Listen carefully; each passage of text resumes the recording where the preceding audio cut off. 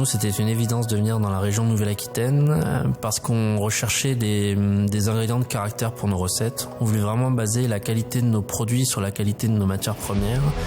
Donc en cela, la région nous propose un panel assez exceptionnel de produits avec de nombreux labels qualité, de nombreuses AOC, des AOP, des labels rouges et également beaucoup de produits bio. On retrouve aussi des savoir-faire traditionnels qui nous ramènent un peu au slow food comme les haricots maïs dans le Béarn, le piment d'Espelette. On a vraiment énormément de fruits et légumes de très très grande qualité. On est très sensible dans notre démarche, et je pense que c'est le cas de tous les transformateurs.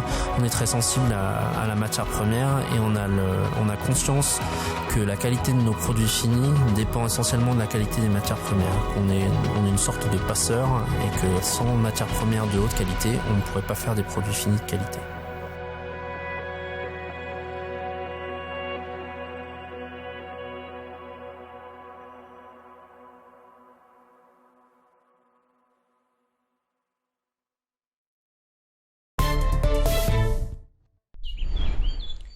Aujourd'hui, j'avais envie de déguster avec vous un fruit, plutôt un faux fruit en termes botaniques, c'est la fraise.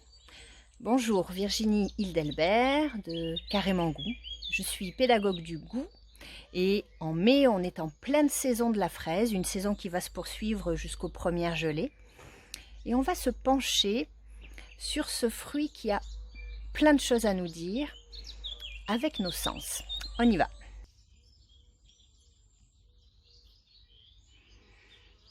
Alors la chair de la fraise est en fait un réceptacle floral gonflé et les fruits ce sont ces petites graines que l'on voit à la surface qu'on appelle les akènes. Alors suivant la variété de fraises que vous aurez à consommer, elle aura évidemment une couleur différente, une forme, un aspect, une taille différente. Ici on a une petite fraise rouge orangé avec une collerette vert clair assez relevée. Pour choisir une fraise, le mieux c'est de humer. Utilisez votre nez. Vous verrez ce qu'elle a à vous dire.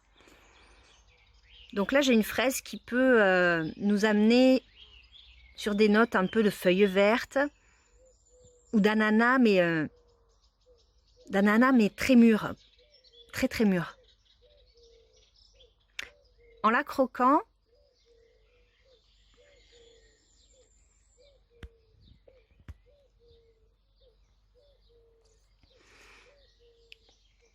vous allez pouvoir évaluer sa tendreté, sa jutosité également.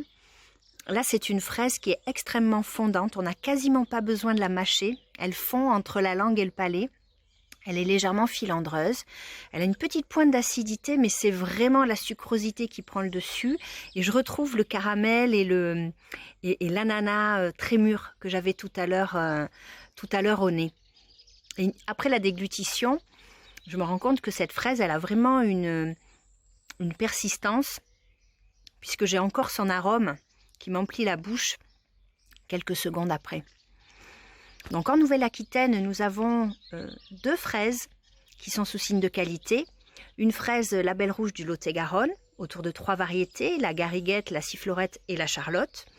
Et également une IGP, indication géographique protégée, la fraise du Périgord, qui va vous garantir une typicité en fonction d'une variété, d'un mode de culture, d'un terroir spécifique. Donc je vous invite à poursuivre les dégustations, à utiliser vos sens lorsque vous choisissez une fraise et lorsque vous allez la déguster. Amusez-vous à comparer par exemple différentes variétés de fraises. C'est déjà un joli moment de partage. Ça vous permet également de comprendre un peu mieux vos préférences et puis surtout de prendre du plaisir. Donc régalez-vous. À bientôt.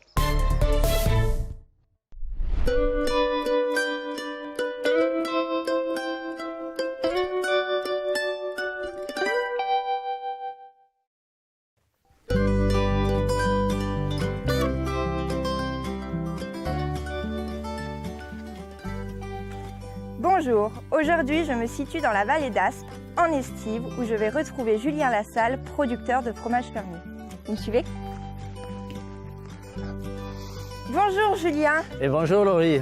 Je suis contente de vous retrouver et puis merci de m'accueillir à nouveau chez vous. Mais moi aussi, je suis content. Bienvenue dans les estives du Béarn. Ben merci, allons-y. Allez, allons-y. Alors Julien, dites-moi en plus sur ces 3 races de brebis locales qui sont la manège tête noire, la manège tête rousse et la basco-béarnaise. Alors ici, nous sommes en Béarn et ici, c'est la basco-béarnaise. Alors ça, c'est la plus grosse des 3. Elle est toute blanche, elle a le nez busqué et en fait cette brebis est capable, pour ceux qui viennent en estive et qui viennent des zones du Piémont, de marcher 40-50 km dans la journée, être traite le matin sur l'exploitation et de se faire traire le soir à l'estive. Il y a ensuite la manège tête noire. La manège tête noire qui est la brebis du Pays Basque. Et je pense que c'est la plus rustique des 3. Alors, rustique, ça veut dire quoi? C'est la sélection au fil des années, au fil des siècles, je dirais, des bergers qui ont sélectionné les brebis pour leur capacité d'adaptation au milieu. Dans les estives du Pays Basque, qui sont un petit peu moins hautes et qui sont surtout très pâturées, ils ont énormément de chevaux, le potioc du Pays Basque. Oui. De tirer parti, même s'il y a moins d'herbe, de savoir l'exploiter, de continuer à faire du lait. Et pour exemple, les bergers béarnais ont tous, pour la plupart, une ou 2 manèges tête noire dans leur béarnaise.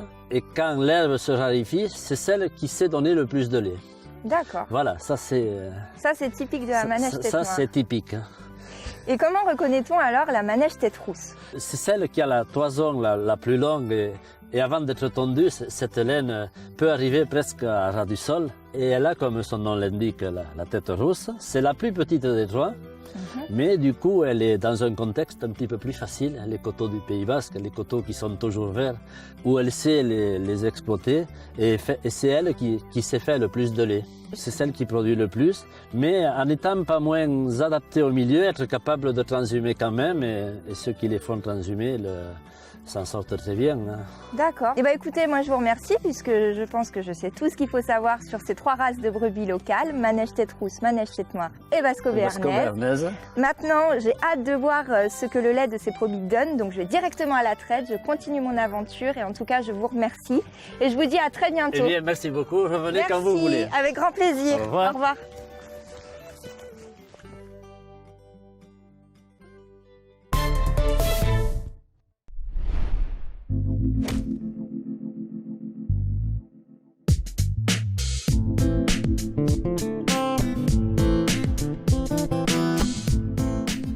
Je vous propose de réaliser quelques tapas.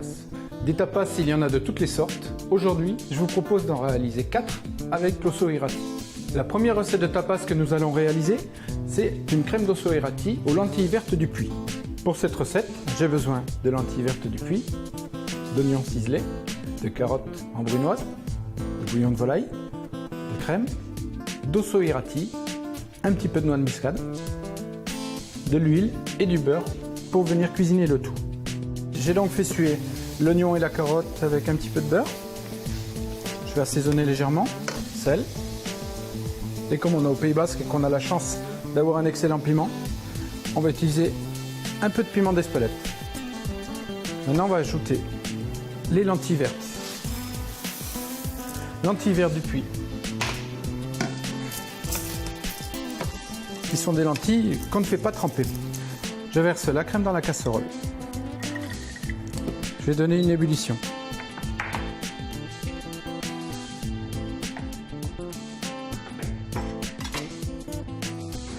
Ensuite, je vais y ajouter l'osso irati.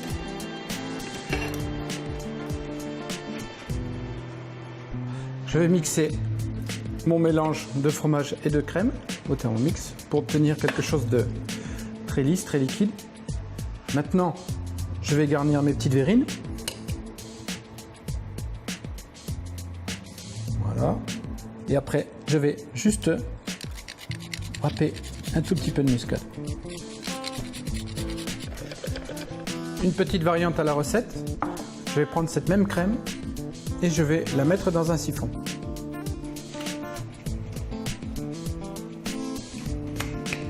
Je vais prélever un quart de lentilles avec un petit peu de bouillon pour en faire une petite crème de lentilles juste avec le jus de cuisson et la lentille. Donc je vais mettre les lentilles dans cette petite crème et je vais obtenir quelque chose de très onctueux, très crémeux, très gourmand. Voilà, là on va...